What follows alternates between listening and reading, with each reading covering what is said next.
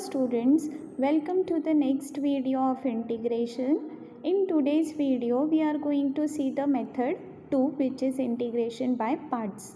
In method 1, we had seen how to integrate by substitution method.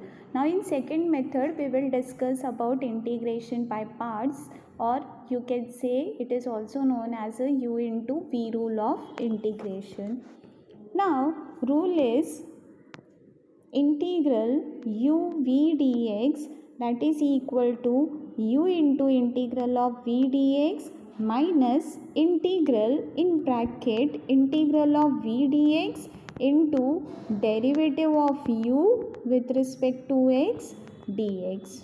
Okay, so this is the formula of u into v.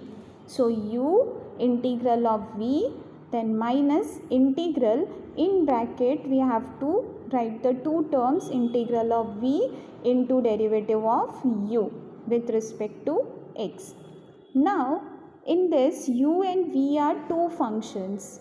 Okay, now how to decide which function is u and which function is v? So for that we have to follow the rule LIATE, lit.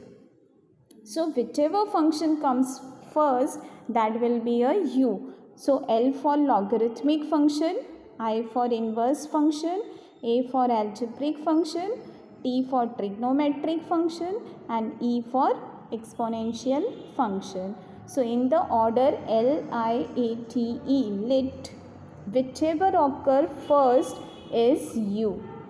Okay, and the other will be v.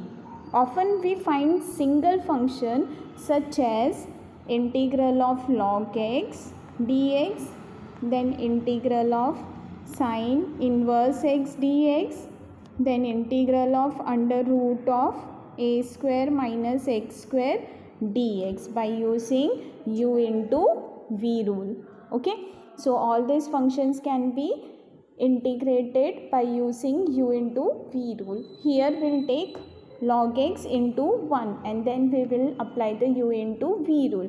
Similarly, when inverse function has to integrate, in that also we have to take into 1 and then we will apply u into v rule. And integral under root a square minus x square into 1. Okay, and then have to apply u into v rule. Now class, the very first thing which comes in your mind, method 1 is substitution, method 2 is integration by parts. Now if the question is integral x raised to 4 into 1 plus x raised to 5 whole raised to 5 dx, then which method should I use? Whether I have to use substitution or I have to use integration by parts. So though it look like a multiplication form, u into v form, right? X raised to 4 into 1 plus x raised to 5 whole raised to 5. But it is not a multiplication. Here we are going to use substitution. Why? Because if we take u as x raised to 4 and v as 1 plus x raised to 5, okay, then which function you will take as u? Because both are algebraic function, right? So it create a very confusing scenario that which we will take u and which function will take v. So better to solve this, what we are going to do, we are going to use the substitution method. Why? Because we know that this x raised to 5, derivative of this x raised to 5 is 5x raised to 4, right? And here I am having x raised to 4 term. So what I am going to do, I am going to substitute this 1 plus x raised to 5 as t. Okay, then derivative will be, derivative of 1 is 0, derivative of x raised to 5 is 5x raised to 4, that is equal to dt upon dx. So that means 5x raised to 4 dx equal to dt. So that means x raised to 4 dx is equal to dt upon 5. Okay. Now I will be, this term will be This is what? X raised to 4 into 1 plus x raised to 5 whole raised to 5 dx. Right? Now this can be written as integral x raised to 4 dx. X raised to 4 dx is what? dt upon 5. Okay? Then this term will be t. 1 plus x raised to 5 is t. So t raised to 5. Okay? Now 1 upon 5 is constant, so it will come outside the integral. So it will be integral of t raised to 5 dt. So that is equal to 1 upon 5. Integral of t raised to 5 is t raised to 6 upon 6 plus c. Okay. Now we can easily substitute this t, which is 1 plus x raised to 5. So finally we get 1 plus x raised to 5 whole raised to 6 upon 30 plus c. So let us see some example of integration by parts method. So question is, evaluate integral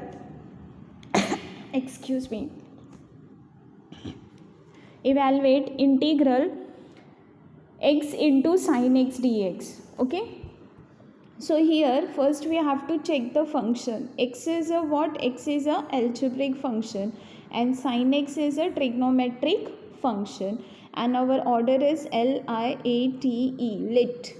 So first algebraic function and then trigonometric function. So that's why u will be x and v will be sin x. Okay, now we are going to apply the u into v rule. So I is equal to x into integral of sin x dx minus integral of sin x dx into derivative of x dx. So x into integral of sin x is minus cos x plus integral of sin x cos x, derivative of x 1. So minus x cos x plus integral of cos x is sin x plus c. Okay, so integral of x into sin x is minus x cos x plus sin x plus c. Now see the second sum, evaluate integral x into sin 2x. Again, x is a algebraic function, sin 2 is a trigonometric function. So x is a u and sin 2x is a v. Now we'll apply the u into v rule. So x into integral of sin 2x dx minus integral of sin 2x dx into derivative of x. So x into integral of sin 2x is minus cos 2x upon 2 minus integral of sin 2x is minus cos 2x upon 2 and derivative of x is 1. So minus 1 upon 2 x cos 2x plus 1 upon 2 cos 2x dx. Okay, so that is equal to minus 1 upon 2 x cos 2x plus 1 upon 2 as it is integral of cos 2x. So integral of cos 2x is sin 2x. So sin 2x plus c.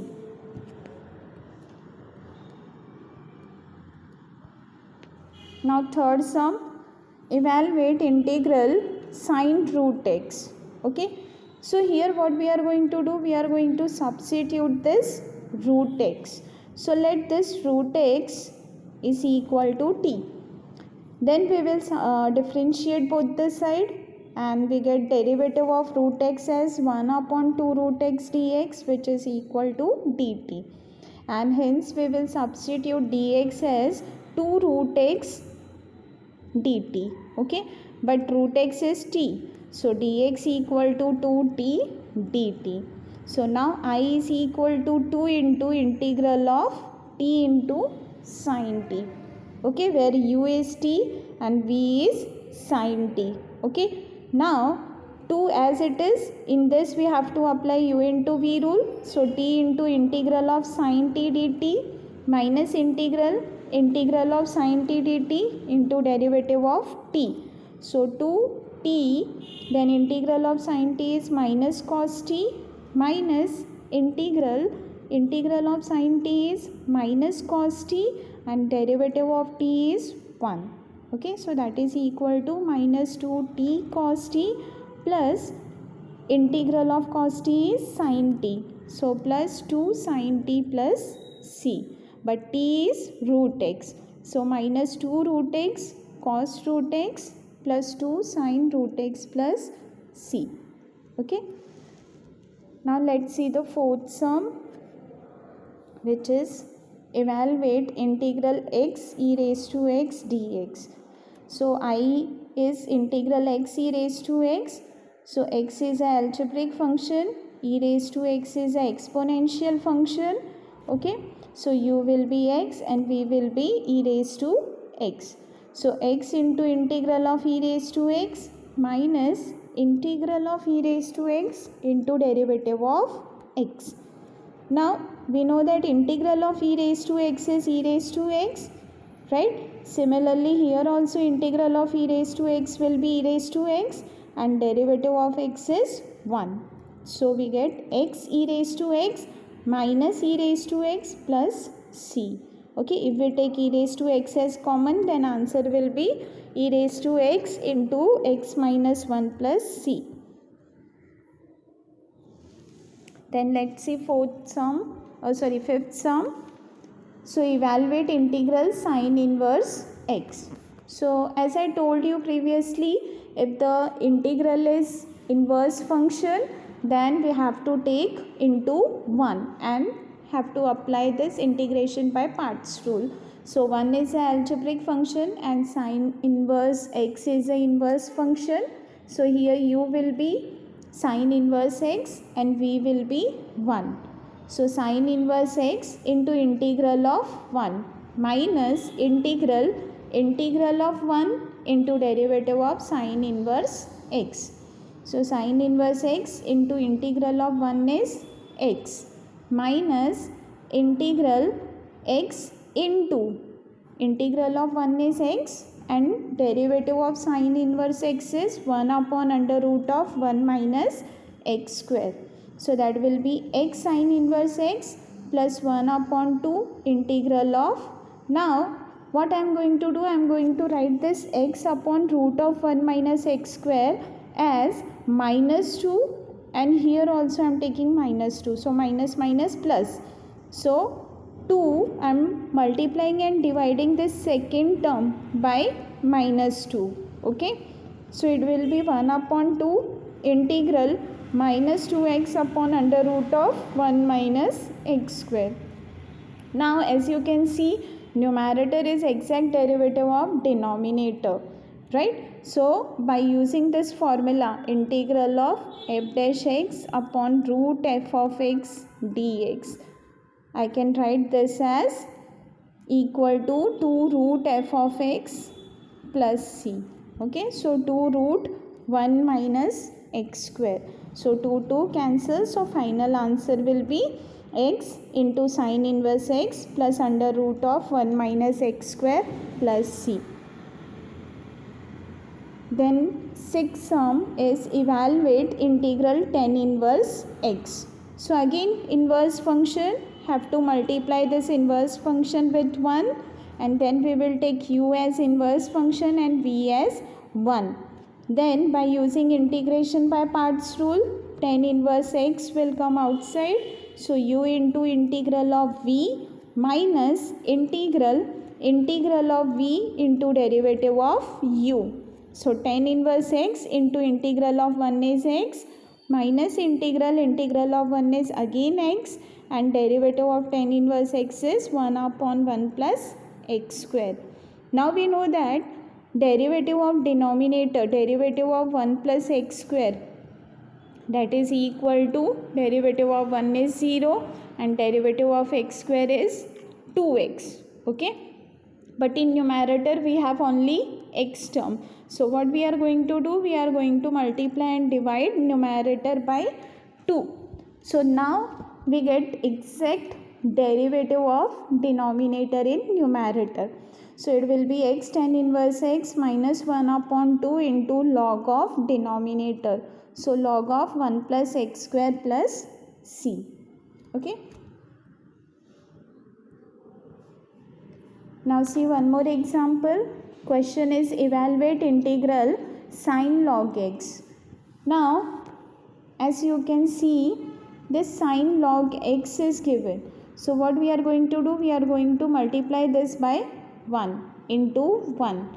And again we are going to apply integration by parts rule. So sine log x into integral of 1 minus integral of 1 into derivative of sine log x. So that will be a sine log x as it is.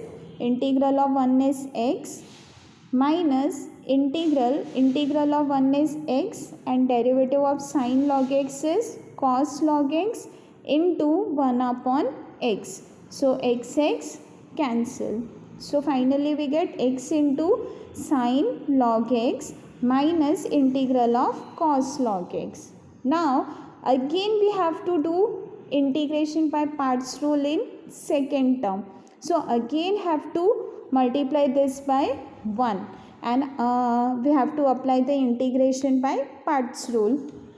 So that will be x sine log x minus cos log x into integral of 1.